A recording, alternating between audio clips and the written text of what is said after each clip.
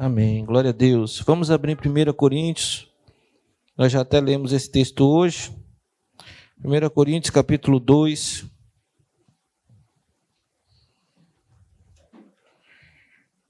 Primeira Coríntios, capítulo 2.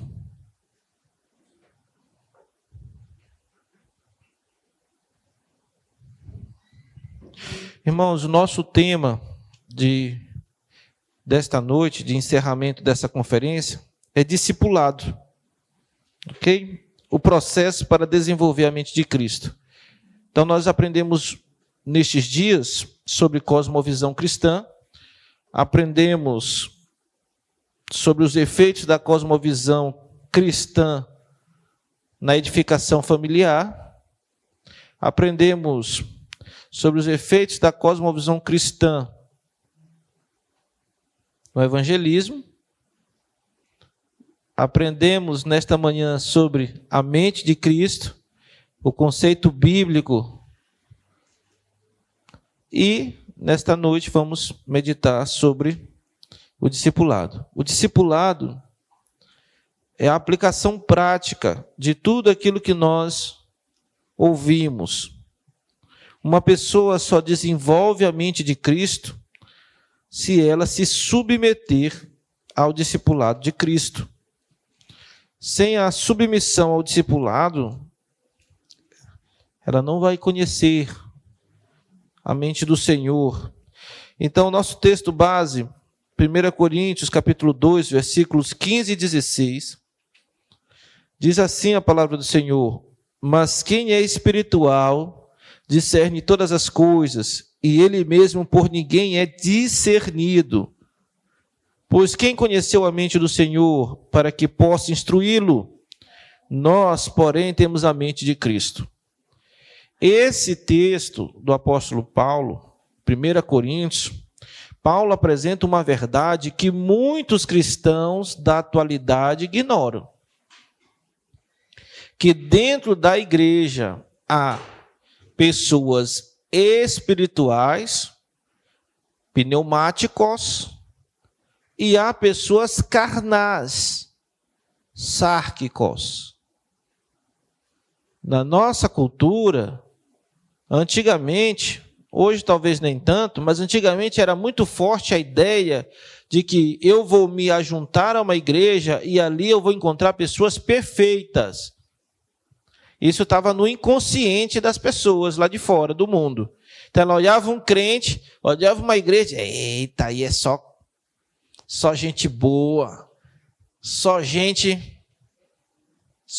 santa, só gente de Deus, né? Mas o que nós precisamos entender é que dentro da igreja, e isso foi ensinado por Jesus, e isso é ensinado pelo apóstolo Paulo, dentro da igreja há pelo menos dois tipos de pessoas. Jesus fala sobre o joio e o trigo, e Paulo fala sobre pessoas carnais e espirituais.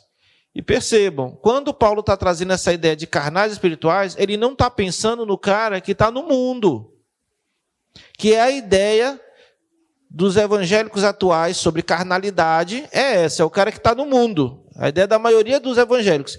Carnal é alguém que está lá no mundo, está pecando, vivendo uma vida mundana, secular, mas não é essa ideia que Paulo tem aqui.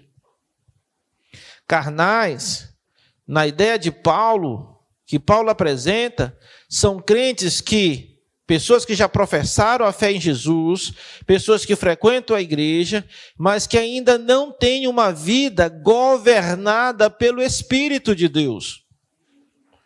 Espirituais são aqueles que são governados pelo Espírito, dirigidos pelo Espírito, cheios do Espírito.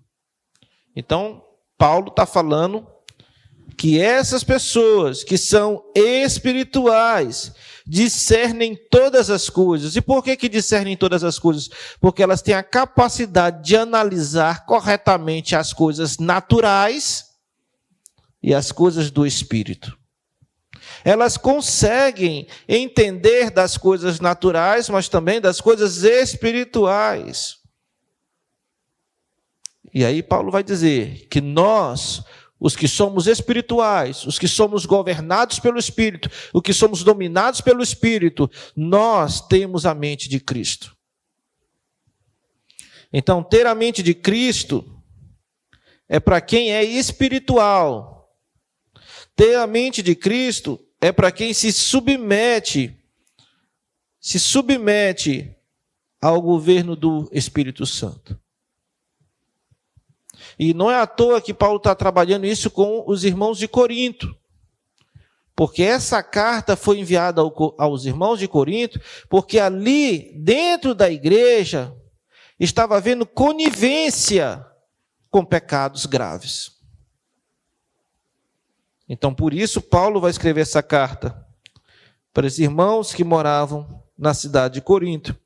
E Paulo vai falar sobre a mente de Cristo, no versículo 16, no final desse versículo. Nós, porém, temos a mente de Cristo. E a palavra mente que Paulo usa aqui é nous. E essa palavra, irmãos, significa a mente compreendendo tanto as faculdades de perceber e entender, quanto as de sentir, julgar e determinar. Faculdade intelectual, o entendimento, a razão no sentido mais restrito, como a capacidade para a verdade espiritual, os poderes superiores da alma, a faculdade de perceber coisas divinas, de reconhecer o bem e de odiar o mal, poder de considerar e julgar de forma sóbria, calma e imparcial, o modo particular de pensar e julgar, ou seja, pensamentos, sentimentos, propósitos, desejos. Então, quando Paulo está trabalhando a ideia da mente, ele não está trabalhando apenas a ideia do racional, como alguns podem pensar. A mente é racional. Não.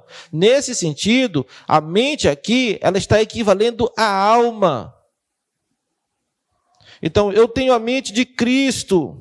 Eu tenho capacidade de compreender, de entender, de sentir, de julgar, de determinar as coisas, não de acordo com a velha natureza, mas de acordo com Cristo. Eu vou ver a vida, eu vou julgar as coisas a partir do entendimento que Cristo me forneceu, a partir do olhar de Cristo sobre a situação. E isso tem que ficar claro para nós, irmãos, porque uma coisa é eu enxergar um fato e interpretá-lo segundo a carne.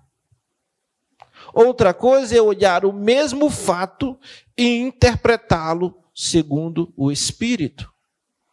Então, quando Paulo está dizendo, nós temos a mente de Cristo, é porque nós olhamos para o mundo, nós olhamos para Deus, nós olhamos para o irmão, nós olhamos para a circunstância com o olhar de Jesus. E isso, como foi ministrado pela manhã, só é possível se você for espiritual. E espiritual é alguém que é governado pelo Espírito Santo. Eu só posso me relacionar, eu só posso viver a minha vida a partir tendo a mente de Cristo, se o Espírito Santo governar o meu ser. Se o Espírito Santo controlar todos os aspectos. E aí tem uns hinos, uns cânticos que nós entoamos aqui na igreja, que tem umas letras muito fortes.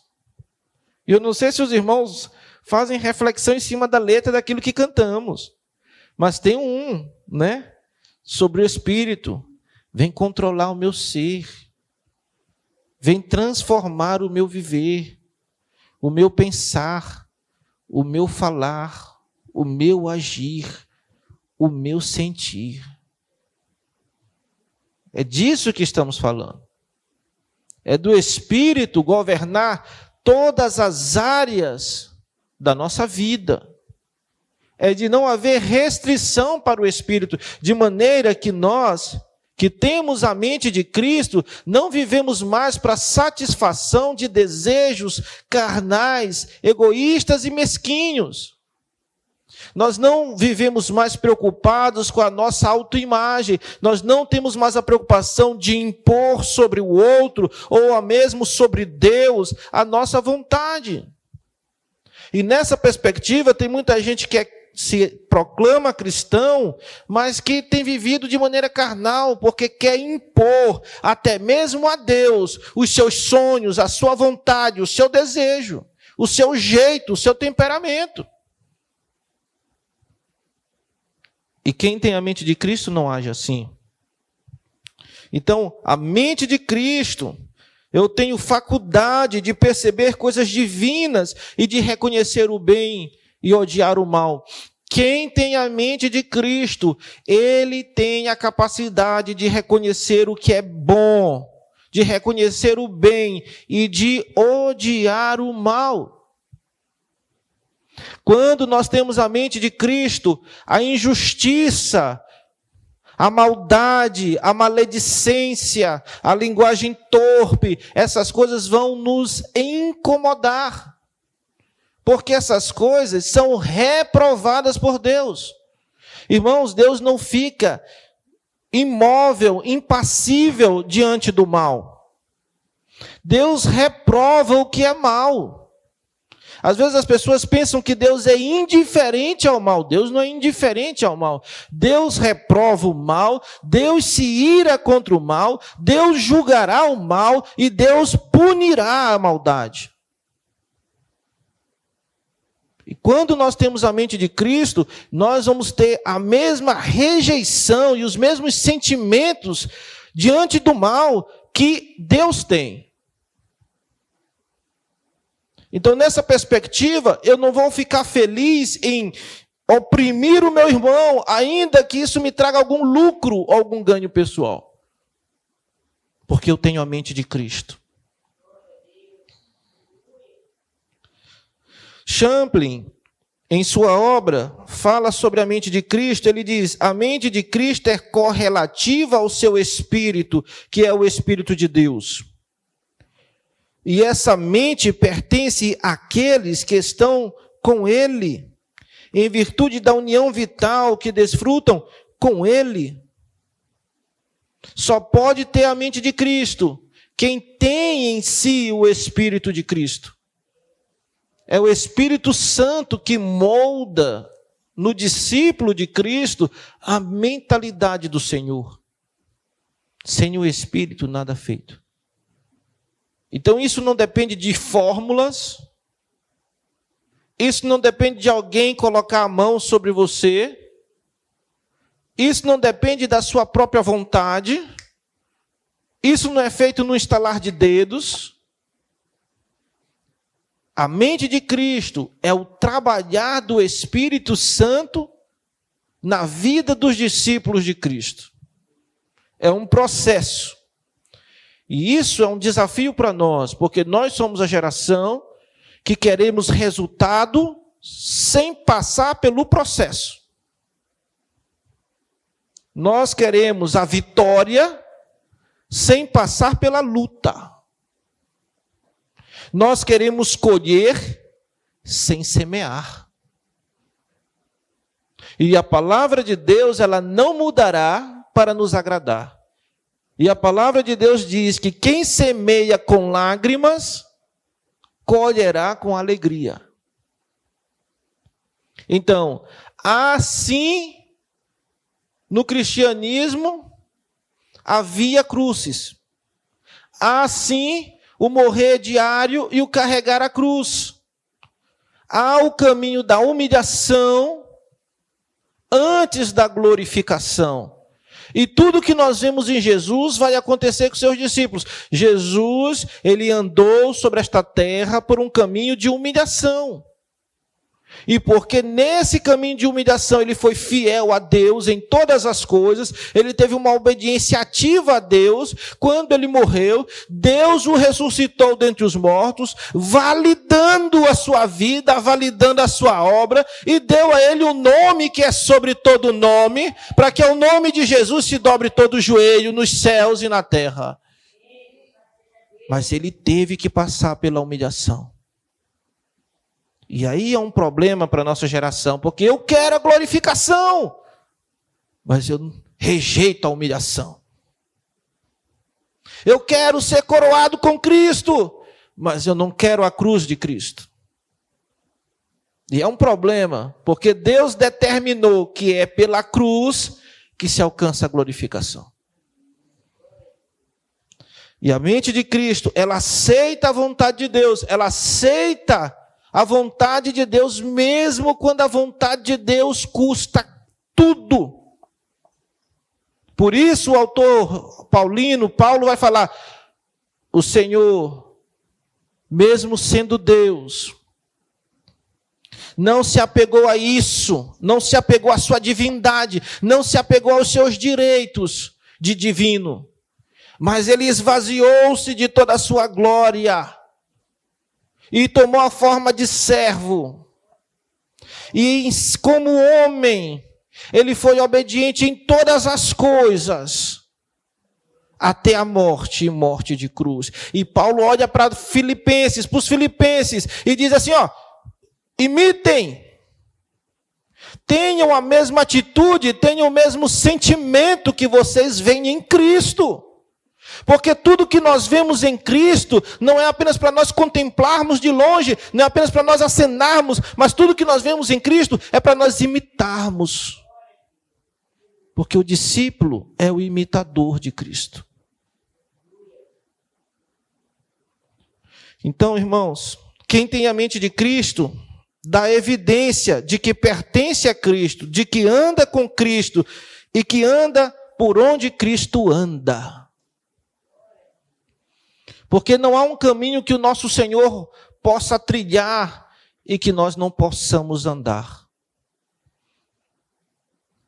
Irmãos, de fato, ser cristão é desafiador. E a mente de Cristo é revelada em nós quando nós imitamos o seu exemplo.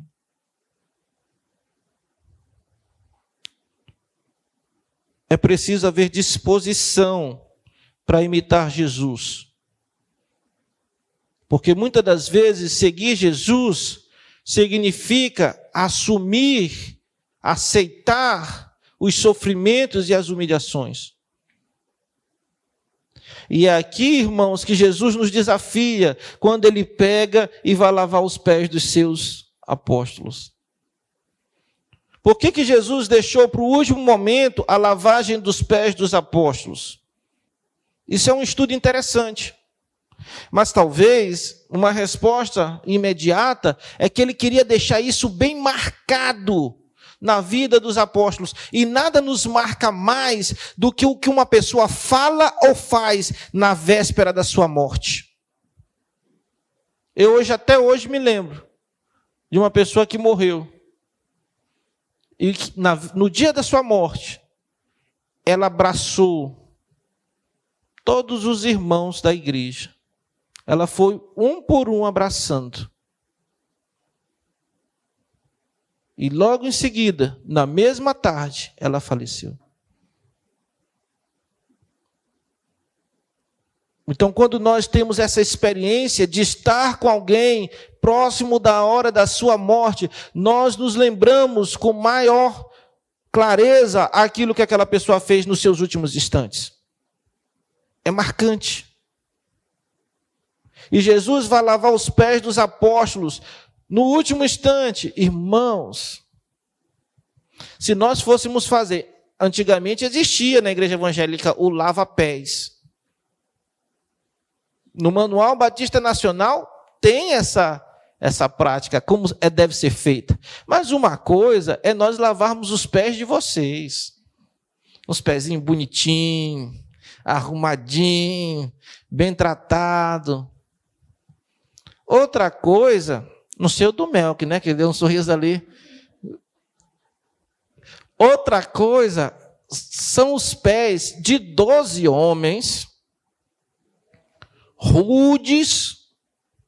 Ali nenhum ia na pedicure. Que andavam descalços ou com sandálias, mas em chão de terra batida. Ou seja, provavelmente tinha lama naqueles pés. Tinha fungo, frieira, né?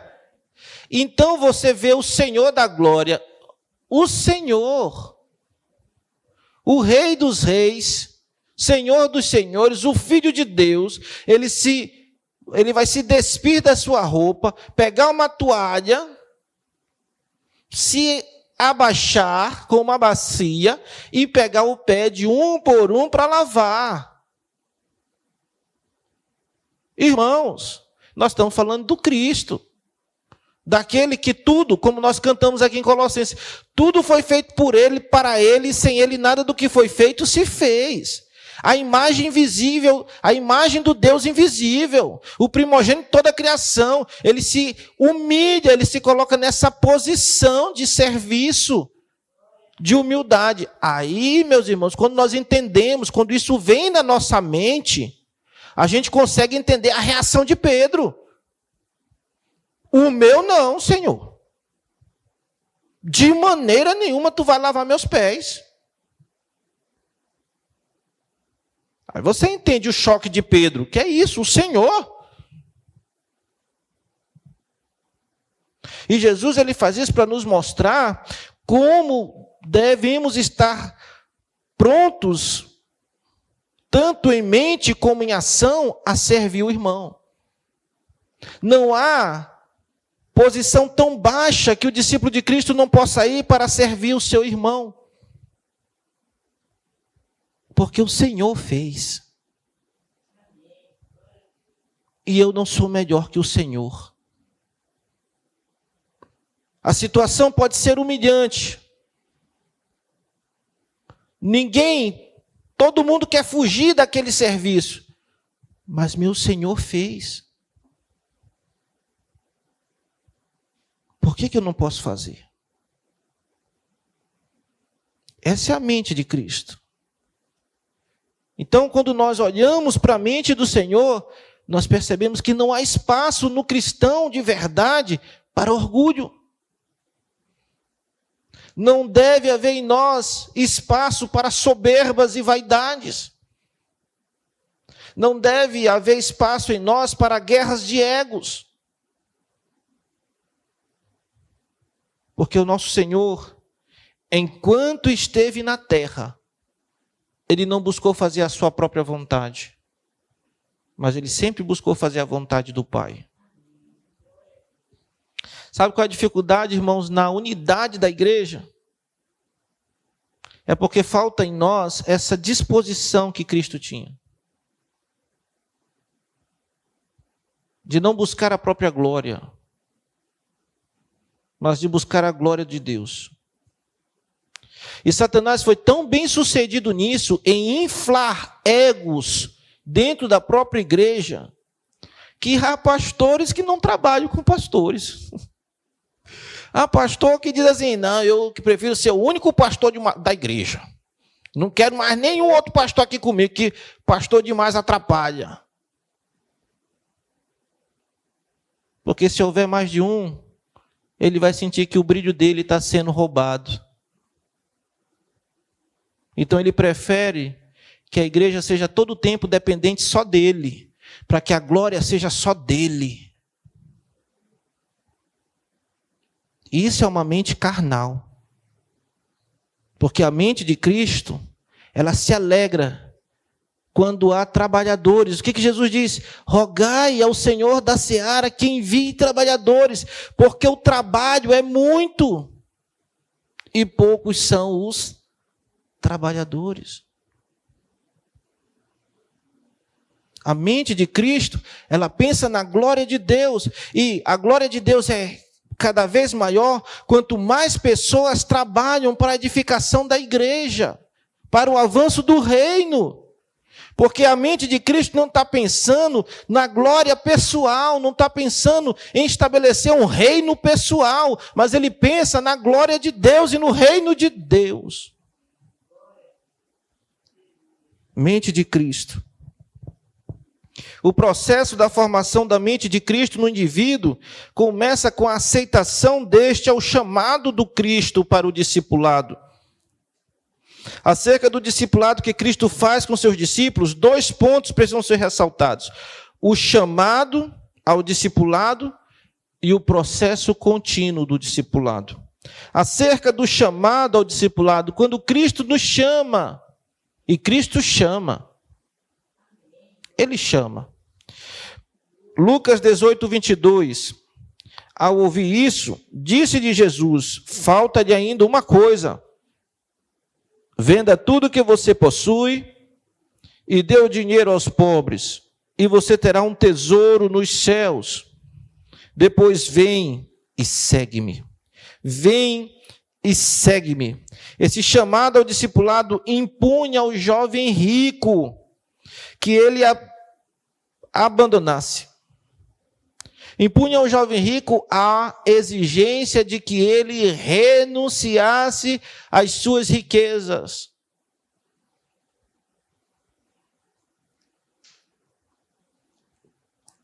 Por quê? Porque era nas suas riquezas que aquele jovem colocava a sua confiança. Então Jesus está dizendo assim, ó, as suas riquezas te dão estabilidade, segurança, conforto, prestígio aos olhos humanos e uma impressão de independência. Renuncie tudo isso.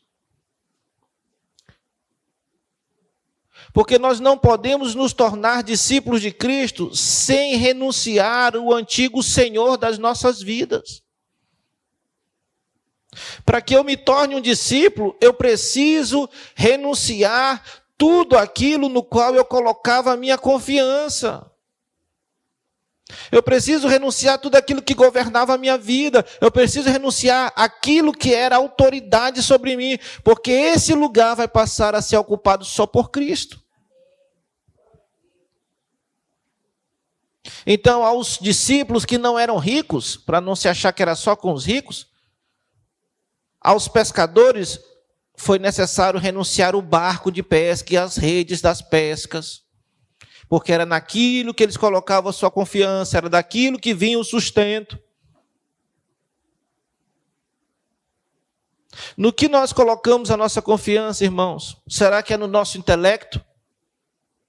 Será que é na nossa beleza? Será que é na nossa saúde? Será que é no nosso dinheiro?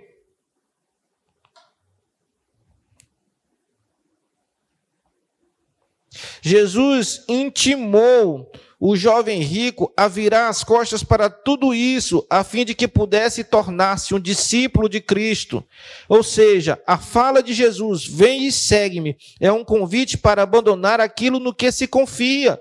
Justiça própria, riquezas, fama, poder, prestígio social, adequação cultural, e a partir de então passar a confiar só em Cristo e dele aprender e depender. Tem gente que não tem dinheiro, não tem riqueza, mas ele coloca a sua confiança na aprovação dos amigos. Ele só se sente seguro se todo mundo concordar com ele. Então, em situações de tensão e de crise, ele vai sempre procurar agradar todo mundo. E isso é um problema, porque há momentos onde nós precisamos nos posicionar com Cristo, mesmo que a maioria escolha uma direção contrária. O cristão, o discípulo, ele busca agradar o seu mestre. Quem é o mestre da nossa vida? São as pessoas. Então você vai ser um escravo da aceitação popular, da popularidade. Quem é o mestre da tua vida? É o dinheiro? Então você vai ser um escravo do dinheiro. Quem é o mestre da tua vida? É Cristo. Então você vai ser um escravo de Cristo. Quando há crises, irmãos, quando você passa por crises, quem dá a última palavra na sua vida? É você mesmo ou é Cristo? Porque uma coisa é nós estarmos na bonança, tudo tranquilo, ninguém está te apertando, né? A gente canta, eu vou seguindo a Jesus Cristo. Nesse caminho, eu não desisto, né? Tá de boa, tá? Dinheiro no bolso, né? Dinheiro no bolso, saúde para dar e vender. Mas e quando a crise aperta? E quando passa pela demissão? E quando o filho adoece? Como é que faz? Continua com Cristo? Sabia que esse hino, essa música, que foi tão popularizada no Brasil, mas sabe quem cantou essa música? O último missionário a morrer em Cuba. Ele cantava essa música enquanto sua mulher e seus filhos eram mortos. E por último ele foi morto. Ele cantava na iminência dele morrer. Ele cantava vendo a morte se aproximar da sua família. E ele cantava: estou seguindo a Jesus Cristo. Deste caminho eu não desisto. Estou seguindo a Jesus Cristo. Atrás não volto, não volto não. Se me deixarem os pais e amigos, se me cercarem muitos perigos, se me deixarem os pais e amigos, atrás não volto, não volto não. Difícil, né? Com um fuzil apontado para você, dizendo nega Cristo, e a sua resposta ser essa?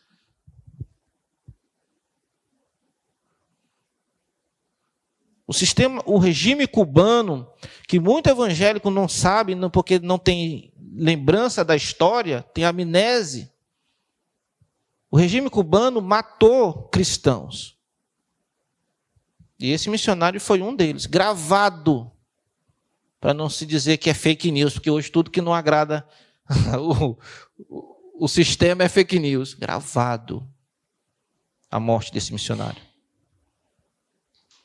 Então, irmãos, a nossa confiança tem que estar só em Jesus. Quando Jesus nos chama ao discipulado, é para que nós pertençamos só a Ele. E aí, esse chamado de Cristo foi feito a Pedro, a André, a Tiago, a João. Em Mateus capítulo 4, versículo 17 e 22, diz assim: Jesus começou a pregar: arrependam-se, pois o reino dos céus está próximo. O início da pregação de Jesus foi arrependimento. Irmãos, esse Jesus que a mídia pinta, de que é um Jesus que não exige nada, de que é um Jesus que só dá, que é um Jesus que deixa você do jeito que você está, um Jesus que está aqui para uma espécie de iFood, fazer as suas... Isso não existe. Jesus, ele cobra dos seus discípulos, ele confronta os seus discípulos. E a mensagem dele foi: arrependam-se. Do quê? Dos seus pecados. Mel que me mandou hoje uma foto aí diz que um pastor que é um amaciante, que só amacia e não tira mancha, né? Jesus não era assim não, irmão. Jesus confrontava o sujeito. Ok? Confrontava. E aí você pode pensar, como muitos pensam: mas isso era naquela época, Jesus não confronta hoje, Jesus não cobra nada, Jesus só dá, Jesus é amor, Jesus não vai me cobrar nada, Jesus me entende, Jesus... Olha o que Jesus diz aqui, ó. Lucas capítulo 9, versículo 23 ao 26. Jesus dizia a todos, se alguém quer vir após mim, negue-se a si mesmo. Dia a dia tome a sua cruz e siga-me. Pois quem quiser salvar a sua vida, perderá. E quem a perder por minha causa, esse a salvará. Do que adianta a pessoa ganhar o mundo inteiro, se vier a perder-se ou causar dano a si mesma? Pois quem se envergonhar de mim e das minhas palavras, dele se envergonhará o Filho do Homem, quando vier na sua glória e na glória do Pai e dos santos anjos. O chamado ao discipulado feito a cada pessoa foi e continua sendo desafiador. Somos desafiados a abandonar a vida como a conhecíamos, antes do nosso encontro pessoal com o Salvador, e a aprender a viver a nova vida que Deus nos concede, de uma forma inteiramente nova, ou seja, pela fé, na qual vamos sendo instruídos pela palavra de Deus e pelo Espírito Santo. Quando nós encontramos Cristo e Ele nos chama, vem e segue-me, Ele está nos dando um ultimato. É um momento de decisão, é um momento de ruptura com a velha vida. E o começar de uma nova jornada, de uma caminhada. O discipulado sempre foi para caminhar. Jesus, ele ensinava e os seus discípulos caminhavam ao seu lado. Nós vamos chegar nisso mais na frente. Mas entenda que você precisa, para ser um discípulo, estar disposto a romper com a velha vida, a uma ruptura com a sua velha mentalidade, com os seus velhos hábitos, com as suas velhas práticas, com o seu velho comportamento. Então, para o discípulo não cabe essa: eu nasci assim, eu cresci assim, eu vou ser sempre assim. Então, tu não é discípulo. Ah, pastor, mas esse é o meu jeito de fazer as coisas. Qual o problema que o senhor tem com o meu jeito? Eu nenhum, mas Cristo tem. Cristo não nos chamou para nos colocarmos sentadinhos no trono do nosso coração ou do cosmos. Cristo, na sua proposta ao discipulado, Cristo fala de cruz. Aí alguém pode pensar: poxa, será que não tinha nenhum marqueteiro aqui perto de Jesus para assessorar ele e dizer: ó, Jesus, ó, esse negócio de cruz não vai pegar bem. Jesus está falando de cruz, porque o nosso Deus, ele é um Deus de verdade. Deus não tem interesse que você siga ele enganado, achando que a sua vida vai ser fácil, achando que você não vai ter luta, achando que vai ser um mar de rosas. Não. E tem muita gente que entra na igreja e nos ministérios da igreja e acha que vai ser fácil. Não vai ser fácil, irmão. Não é fácil, não. Irmãos, avancemos um pouco mais na nossa meditação. O processo contínuo do discipulado. O discipulado de Cristo, o discípulo de Cristo é alguém que anda com Cristo. Sim, anda. Caminha junto, porque aqueles que aceitam a Cristo como Senhor e Salvador são introduzidos em um novo nível de relacionamento com Deus. Os discípulos de Cristo são seus amigos, João 15:15. Também foram adotados por Deus, João 1:12, foram inseridos na família de Deus, Efésios 2:19, e por essa razão eles ouvem o Espírito falando aos seus espíritos, por intermédio da palavra de Deus, a Bíblia, ou usando outro discípulo de Cristo para ministrar com os dons espirituais que lhe foram confiados aos seus corações, suprindo suas necessidades. Tais experiências serão vivenciadas por toda a vida terrena do aprendiz, do discípulo de Cristo. E nisto consiste o discipulado. É um processo contínuo, não termina. Todo dia você vai precisar ouvir o Senhor. Eu só sou discípulo de Cristo se eu andar com Cristo. Eu não posso deixar Cristo ir na frente e ir embora e eu vou por outro caminho. Eu também não escolho o caminho que eu quero andar. É Cristo que escolhe. Leia o Evangelho novamente, com esse olhar, procurando marcar, refletir, meditar no relacionamento de discipulado de Jesus com os 12. Você vai ver, Jesus é que determina o caminho, e Jesus é que determina a rota, e é Jesus que determina a hora de ir e a hora de ficar. E os discípulos faziam o quê? Ficavam lá. O discípulo só ia quando Jesus mandava ir. É uma relação de dependência. E isso é um problema para nós. Porque desde a infância nós queremos ser independentes. Na nossa mente carnal, eu quero ser independente.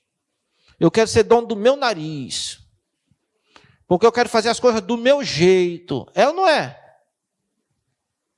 Eu não quero ninguém dizendo como é que eu tenho que fazer. Eu não quero ninguém dando pitaco. Quando eu for o dono do meu dinheiro, quando eu tiver a minha casa, aí você chega para Jesus E Jesus diz assim, ó, quer ser meu discípulo? Você vai entrar numa relação de dependência de mim, comigo. Não vai ser na hora que você quer, não vai ser do jeito que você quer, não vai ser como você acha, não vai ser você que vai escolher a rota, você vai obedecer. Você vai ter humildade para ouvir e obedecer. E aí alguém poderia dizer, Jesus, mas isso é duro demais, Jesus, isso é injusto. E Jesus diz assim, ó, não, eu, enquanto estive na terra, vivendo como homem, aí vem o texto de Filipenses, eu obedeci. Eu dei para vocês o exemplo. E aí nós vamos dizer o que para Jesus? Se ele deu o exemplo, ele mostrou como é que é para viver. Então eu tenho uma situação que eu tenho que tomar uma decisão. Eu vou me submeter ao Senhor ou não? Eu só posso ser discípulo se eu me submeter. E a mente de Cristo só vai ser formada em mim se eu me submeter. É por isso que tem gente que passa 10, 20, 30, 40 anos na igreja e não muda, não cresce espiritualmente. Por quê? Porque tem gente que não quer se submeter. Ele ouve o evangelho, ele concorda com o evangelho, ele gosta do culto, ele gosta do louvor, ele gosta de tudo. Mas na hora que chega Jesus, confronta ele assim, ei, vai submeter? Não estou pronto para isso. Então fica lá, e os anos vão passando.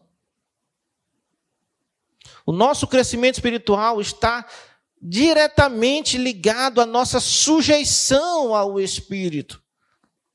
E quanto mais você se submete a Deus, mais poder você recebe. Irmãos, o problema é que o reino de Deus tem uma lógica e o mundo tem outra. E nós estamos querendo viver no reino, às vezes com a lógica do mundo, e não dá certo. Como é que a gente ganha o diabo? Sujeitai-vos a Deus. Primeiro conselho mais básico e o maior conselho da batalha espiritual. Sujeitai-vos a Deus. Resisti ao diabo e ele fugirá de vós. Mas perceba que ninguém resiste ao diabo sem primeiro sujeitar-se a Deus. E tem muito crente apanhando aí na batalha espiritual porque ele quer resistir ao diabo, mas ele não se sujeitou a Deus. E aí não tem como ganhar o diabo. Irmãos, o saudoso Dr. Shedd, falando sobre esse processo do discipulado, ele diz, na antiguidade, homens como Sócrates e Zenão, homens como Jesus Cristo, o Deus encarnado, ou Paulo, transmitiram a sua maneira de encarar o mundo, a sua maneira de ver quem eles eram e para que se vive. Enfim, transmitiram os seus conceitos a respeito de tudo, através do discipulado. Em outras palavras, o discipulado de Cristo, ou de Sócrates, ou de qualquer outro importante filósofo, ou líder religioso do passado, envolvia a comunicação vivencial das atitudes, da maneira de encarar o mundo, incutindo tudo na mente dos discípulos, compelindo-os à ação. Discipulado com Cristo significa relacionamento. É mais do que você pegar a Bíblia e ler. É mais do que você apenas ouvir sobre Jesus. É relacionamento. É andar com Jesus. É muito mais fácil nós pegarmos a Bíblia toda e ler do que nós andarmos com Jesus. Porque para andar com Jesus, eu preciso me despir de mim mesmo. E isso é o problema. Lembra que o pastor Zenaldo falou aqui que nós vivemos numa época de hedonismo. E tem hedonismo até dentro da igreja. Então, para mim andar com Cristo, eu preciso me despir de mim mesmo. Pastor, onde está isso? Está no chamado ao discipulado. Negue-se a si mesmo. Está bem ali, irmãos.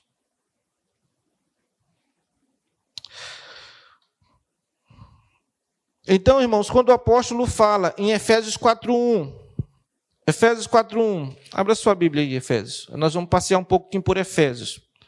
Efésios 4:1, Paulo fala: como prisioneiro no Senhor, rogo-lhes que vivam de maneira digna da vocação que receberam. Shed vai comentar esse texto falando assim: qual é a nossa vocação? É seguir a Cristo como discípulo, passando toda a nossa vida crescendo para Ele e com Ele. Inclui todas as coisas relacionadas com a nossa vida, não apenas a compreensão de teologia ou doutrina, mas particularmente a prática. É por isso que esse trecho foi escrito. É um texto, acima de tudo, que trata do discipulado como uma transformação da mente. Prática. Quando eu ando com Cristo, isso vai impactar a minha prática de vida. Então tem muita gente aí que está dizendo que está andando com Cristo porque conhece a doutrina. E ótimo conhecer a doutrina. Nós queremos que os irmãos conheçam a doutrina, porque a doutrina é sobre Cristo. Mas se eu conheço a doutrina, mas não vivo de conformidade com essa doutrina, eu não estou me relacionando com Cristo. E Paulo vai lançar isso na cara do judeu, lá em Romanos capítulo 2. Do que adianta você saber que a lei diz que não é para roubar e você roubar? E hoje essa mesma acusação poderia ser feita contra a igreja. Do que adianta você saber que Deus é santo, que você é santo, que Deus quer que você viva santamente, mas você não vive? Você está se misturando aí com os porcos, com os pecados. Do que adianta conhecer a doutrina e não praticar? Então, quando nós falamos de discipulado, nós estamos falando de um texto muito prático. É prático. É Cristo andando comigo no meu dia a dia. Cristo comigo dentro da igreja, Cristo comigo no meu local de trabalho, Cristo comigo no meu quarto quando eu estou sozinho, Cristo comigo quando eu estou me relacionando com a minha namorada, com a minha esposa, Cristo comigo na forma como eu trato meus filhos, Cristo comigo, Cristo ali. Eu aprendo de Cristo a como viver. Isso é a vida cristã. Eu me coloco na posição de aprendiz e deixo Cristo ser Senhor na minha vida. E isso vai ter impacto na prática. Na prática de vida. E ser discipulado. É discipulado. Porque o discípulo ele não olha o mestre à distância. O discípulo vive com o mestre. Entende por que Jesus disse que era necessário que eu vá? Lembra quando os discípulos estão tristes porque ele vai subir e dizer, é necessário que eu vá.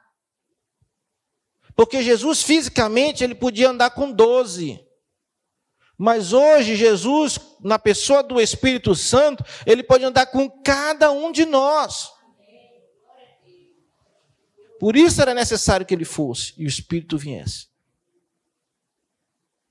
Então você, sim, Jesus está aí com você. Você pode não estar vendo, não é palpável, mas Ele está. Mas pastor, eu não sinto. Mas o que Jesus disse? Eu estarei convosco até a consumação dos séculos. Então não é questão de sentir, é questão de saber, de crer pela fé. Acessar essa verdade pela fé. Ele está. Por mais que eu não sinta, por mais que eu dobre meu joelho hoje e não sinta nada, Ele está.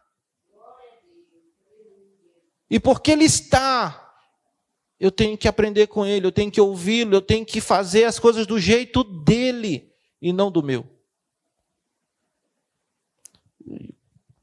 É mais difícil ser discípulo do que ser multidão. Enquanto experimentamos esse discipulado, nossa mente vai sendo formatada, alinhada e adequadamente do nosso mestre. Acerca desse processo de discipulado, Shed ainda comenta, a mente que Cristo discipula é a mente que trata de valores permanentes. Portanto, o discipulado trata daquele cristão que está recebendo constantemente, através do canal da palavra e do Espírito, a luz da mente de Cristo. Valores permanentes. E foi falado aqui que nós vivemos numa geração líquida. De valores líquidos. E isso tem entrado pelas portas da igreja. E nós precisamos ouvir de Jesus Quais são os valores que devem nortear a nossa vida? E aqui há valores que Deus nos dá: justiça, verdade, santidade, amor, paz. No que depender de vós, ou seja, façam todo o esforço para vocês terem paz com todas as pessoas. Valores que vão mudar gerações, mas não mudará os valores de Deus, porque Deus é eterno. E outro atributo, Deus é imutável. Deus pensava de um jeito lá com Josué, Deus pensa com o mesmo jeito em Jesus, Deus vai pensar com o mesmo jeito conosco, Deus ainda continuará pensando da mesma forma com os nossos tataranetos. Ele é imutável. O discípulo vai aprendendo isso. Cristo, através do Santo Espírito, convida cada um de nós a nos tornarmos os seus discípulos. É um convite, é um chamado para um nível mais profundo de relacionamento, onde Cristo é tudo o que importa. Pois se confia a Cristo a própria vida e todos os seus aspectos temporais e eternos.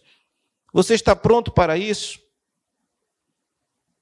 Você está pronto para colocar a sua confiança só em Cristo?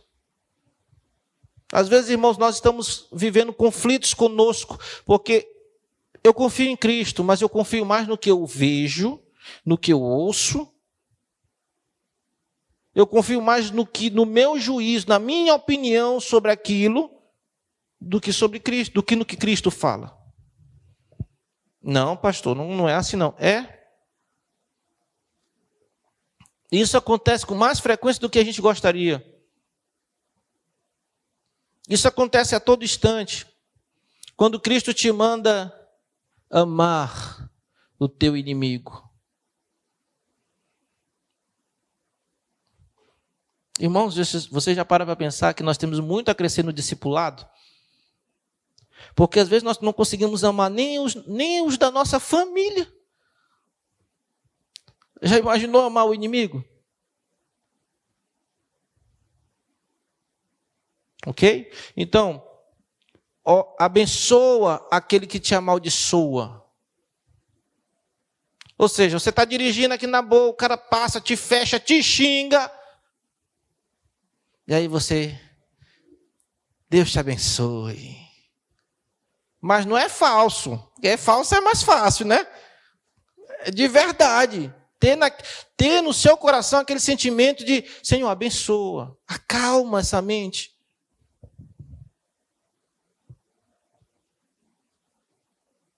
É para isso que Cristo nos chamou. É isso que significa ser discípulo. É isso que significa ser povo de Deus. É mais do que botar a Bíblia debaixo do braço e ir para a igreja. É um compromisso para viver um nível mais profundo de relacionamento com o Senhor, onde o Espírito Santo é o nosso professor. E nós ouvimos o Senhor. Ouvimos Ele através da Bíblia, ouvimos Ele através do irmão. Porque o Espírito, ele ministra a igreja através da própria igreja. Então, muitas das vezes, o irmão pode ser usado aqui, dedilhando um teclado, um violão, e você entrou aqui atribulado, e de repente o Espírito Santo começa a ministrar no seu coração através daquela canção, e você começa a chorar e se derramar. O que é isso? É o Espírito ministrando em você através do irmão. Agora, irmãos, às vezes tem dificuldade de entender, mas veja só. Esta bateria, ela pode fazer alguma coisa sem um baterista? Não pode. Ok? Então, o que faz essa bateria ter valor é aquilo que o baterista fará com ela. Correto? Se você tirar o baterista, ela fica aí. Vamos entender agora? Nós somos instrumentos na mão do Espírito Santo. Não é você. E tem gente que se envaidece por isso. Eu prego muito bem, eu canto muito bem, eu toco muito bem. Se não fosse eu... Tem gente que já diz, Deus precisa de mim. que vocês acham que Davi entrou em crise? Davi viu o que aconteceu com Saul, quando Deus retirou o espírito de Saul. Então Davi chora e clama: não retires de mim o teu espírito. Porque sem o Espírito Santo em nós, nós não temos propósito. Sem Deus em nós, não há propósito na nossa vida. E tudo que sobra para um homem sem Deus é viver como um animal, comendo, bebendo, reproduzindo. Ou seja, vivendo de maneira carnal, vivendo para satisfação de instintos. O homem sem Deus, ele não tem preocupação com o que é transcendente. Mas nós fomos chamados para um estilo de vida superior. Nós somos chamados para nos preocupar e viver nesta terra como filhos e filhas de Deus, manifestando o caráter de Deus, manifestando a forma de Deus agir. E é por isso que quando eu sofro a injustiça, Cristo me diz: paga com a bondade. Por causa disso. Porque eu tenho que agir como Deus age e não reagir como o mundo reage. Não reagir na minha carne. E é o que foi trabalhado um pouco aqui hoje de manhã. Que Cristo agia. Ele não reagia às pessoas, ele agia. E é isso que nós somos chamados a imitar. Muito bem. Evidências do discipulado de Cristo. Como é que eu posso saber se eu sou um discípulo? E algumas coisas a gente pode colocar. Eu dividi em evidências individuais e comunitárias. Evidências individuais. Quando eu sou um discípulo de Cristo, há uma mudança de pensamento. Vamos abrir em Colossenses capítulo 3, versículo 1 a 4. E aí nós vamos lendo. Colossenses 3, 1 a 4 diz: portanto, já que vocês ressuscitaram com Cristo, procurem as coisas que são do alto, onde Cristo está assentado à direita de Deus. Mantenham o pensamento nas coisas do alto e não nas coisas terrenas, pois vocês morreram, e agora a sua vida está escondida com Cristo em Deus. Quando Cristo, que é a sua vida, for manifestado, então vocês também serão manifestados com Ele em glória. Então há uma mudança de pensamentos, há uma mudança de foco. O foco que outrora era terreno passa a ser agora celestial. Pensai nas coisas do alto. E quantos cristãos estão desperdiçando suas vidas pensando só no que é da terra? Nós vivemos tempos de incoerência. Hoje há cristãos materialistas. Há igrejas materialistas. Igrejas inteiras materialistas. Onde só se fala de dinheiro. Onde só se busca Deus para receber dinheiro. Não é isso que a Bíblia ensina. Pensem nas coisas do alto. E pensar nas coisas do alto envolve muitas coisas. Pensar na glória de Deus. E aí tudo que eu faço, tudo que eu vou fazer ou deixar de fazer, eu estou sempre mirando a glória de Deus. Eu quero que Deus seja glorificado. Pensar nas coisas do alto vai fazer eu pensar sobre adoração a Deus. Pensar nas coisas do alto vai me fazer pensar sobre evangelização. Pensar nas coisas do alto vai fazer eu pensar no legado espiritual que eu quero que meus filhos tenham. Então eu vou querer ensinar os meus filhos no caminho do Senhor. Vai afetar a minha família. Pensar nas coisas do alto, irmãos, e não nas que são da terra. É entender que o nosso tesouro é o próprio Cristo e não as bênçãos materiais que o Cristo possa nos conceder.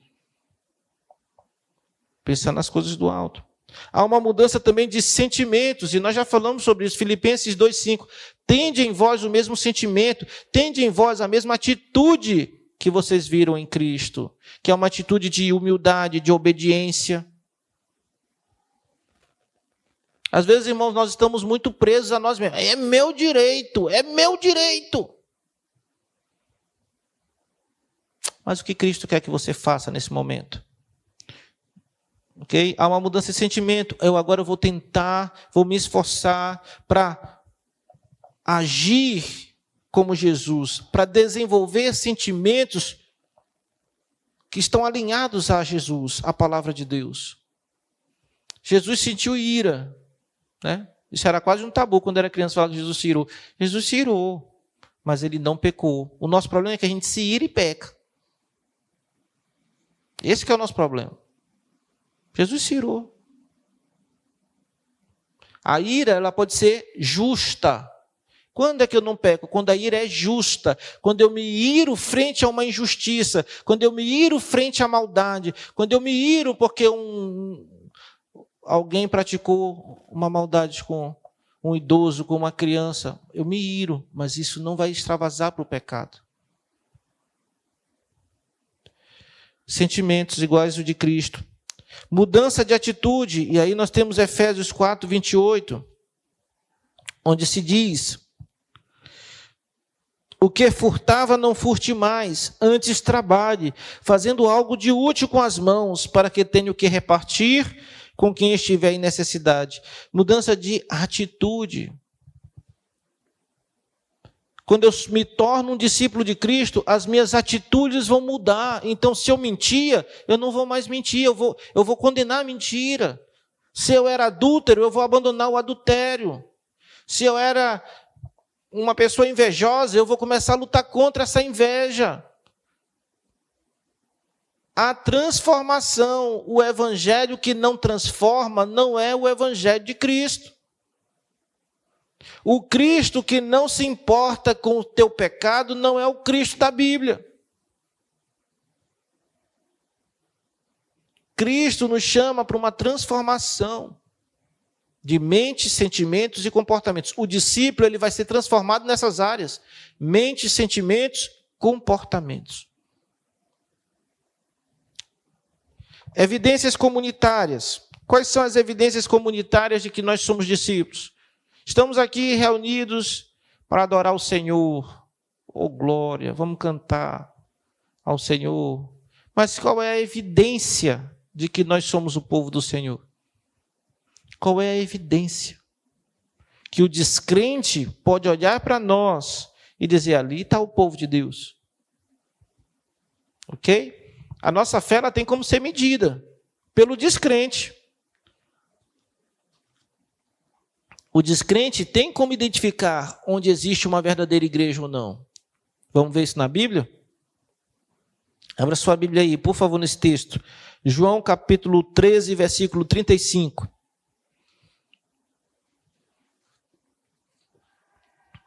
João 13, 35.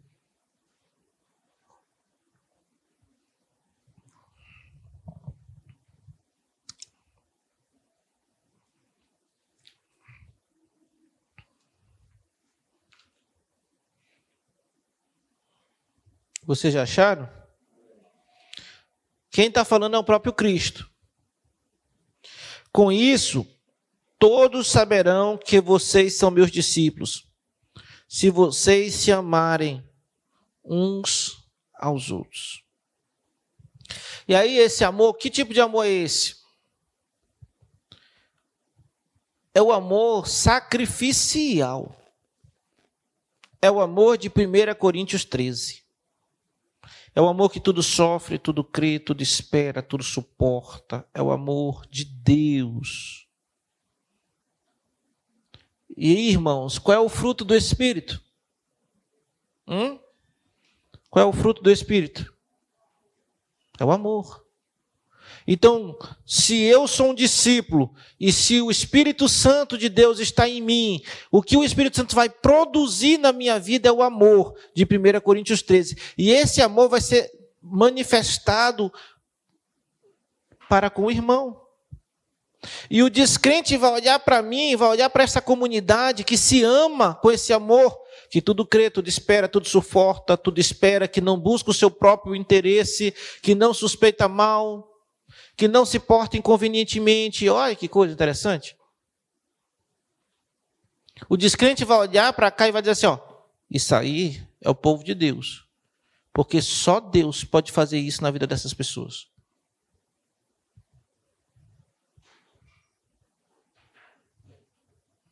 Então Jesus está dizendo, quando vocês viverem em amor, quando vocês amarem uns aos outros, o descrente vai saber que vocês são meus discípulos. Porque o amor de Deus, irmãos, o amor de Deus não busca o seu próprio interesse.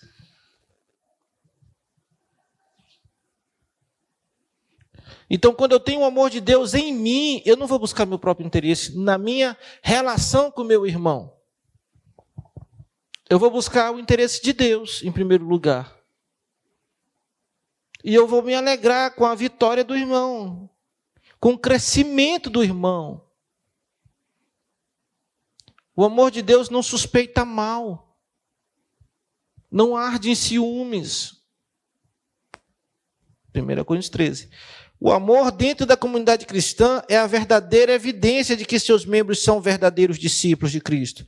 O apóstolo Paulo diz que esse amor não pode ser fingido. E o problema é que tem muita gente fingindo amar e não ama. Esse é um ponto. Romanos capítulo 12, versículo 9. O amor não seja fingido. Olha que coisa interessante. E Paulo está escrevendo para quem? Para crente. O amor deve ser sincero. Quanto mais você ama o irmão com sinceridade, mais isto é uma evidência de que o Espírito Santo está trabalhando na sua vida. Porque esse amor não vem da carne.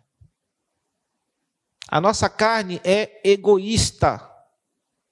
A nossa natureza humana inclina para o individualismo.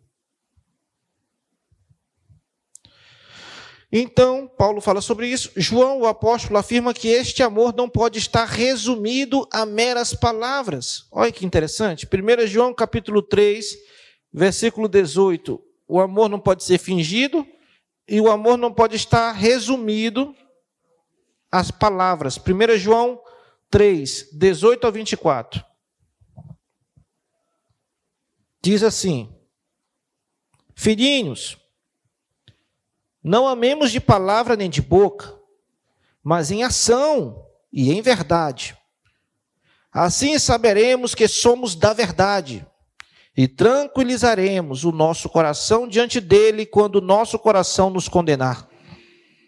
Porque Deus é maior do que o nosso coração e sabe todas as coisas.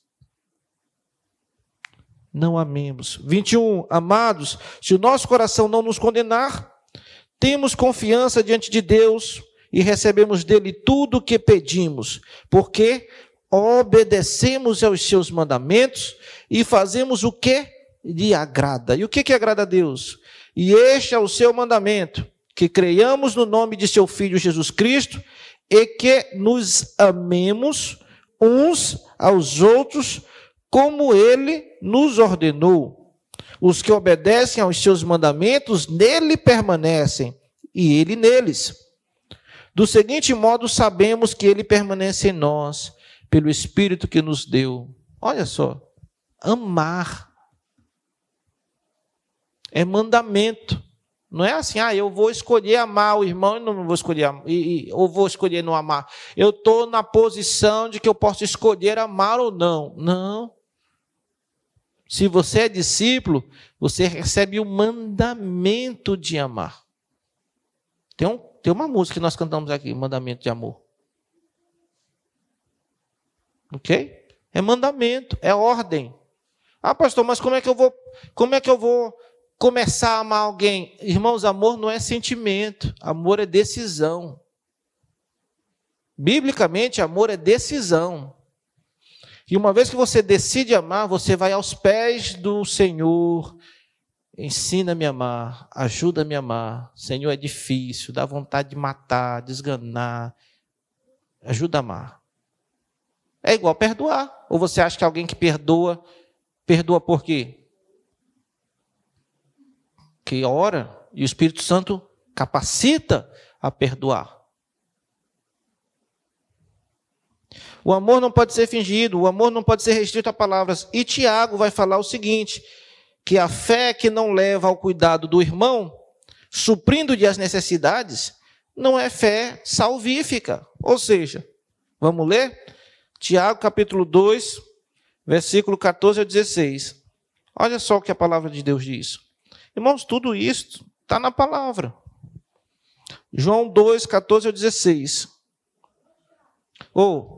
Tiago 2, 14 a 16. Quando nós lemos esse texto bíblico, nós entendemos que aquela profecia de Oséias ainda é real na igreja. O meu povo perece por falta de conhecimento. Tiago 2, 14 a 16. Olha só. De que adianta, meus irmãos, alguém dizer que tem fé se não tem obras? Acaso a fé pode salvá-lo? Se um irmão ou irmã estiver necessitando de roupas e do alimento de cada dia, e um de vocês lhe disser, vá em paz, aqueça-se e alimente-se até satisfazer-se, sem, porém, lhe dar nada, de que adianta isso? Ou seja, que fé é essa? Aí Tiago vai trabalhar essa ideia de que a fé sem obras é morta.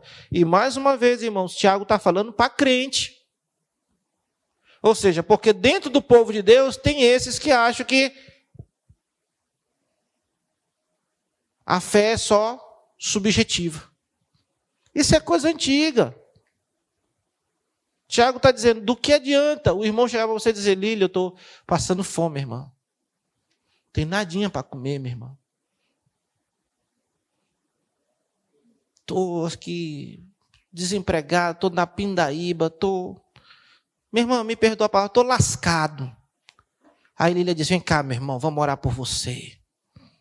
Oh, meu irmão, que Deus te abençoe. Deus vai fazer abundante o teu celeiro. Você vai comer até se fartar. Eu creio, você crê, profetiza que você vai comer, meu irmão, vai comer. Vai ficar igual o Israel sentado junto às panelas de carne. Aleluia, creio. Pois agora vai em paz, meu irmão, vai em paz. Aí não tira nem 50 do bolso para o irmão comer um Mac ou comer alguma pizza aí. Nada. Aí Tiago, isso é a Bíblia contextualizada. Tiago diz assim, de que adianta isso? Às vezes, irmãos, a gente acha que Deus vai descer do céu e agir. Sabe, Deus pode todas as coisas e descer do céu e agir. Mas sabe como é que Deus quer abençoar as pessoas? Sabe como que Deus quer trabalhar? É através da igreja.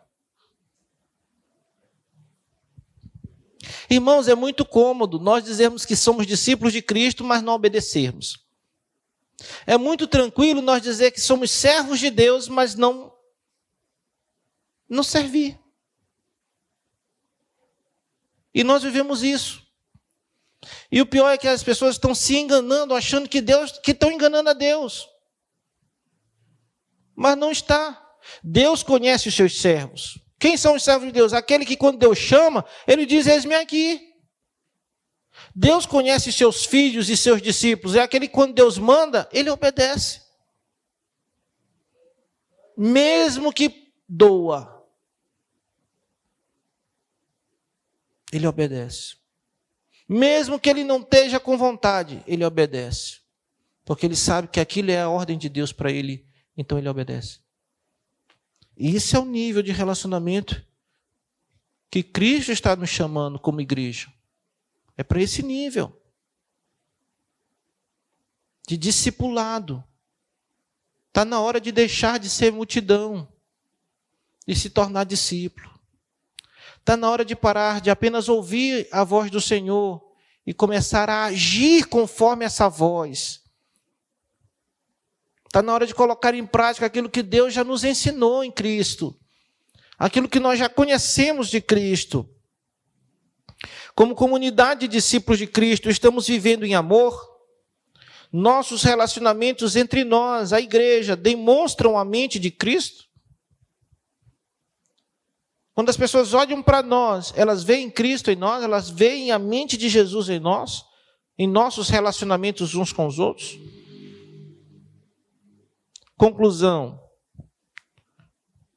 Concluímos nossa primeira conferência, discípulos, com um desafio. Levante-se da sua cadeira hoje, determinado a praticar tudo aquilo que você aprendeu nestes 3 dias. Assumir essa postura vai mudar tudo em sua vida. Só ouvir vai mudar pouco. Mas se você praticar aquilo que você ouviu nesses 3 dias, a sua vida vai mudar e muito. Vamos orar? Feche seus olhos, vamos fazer uma oração ao Senhor.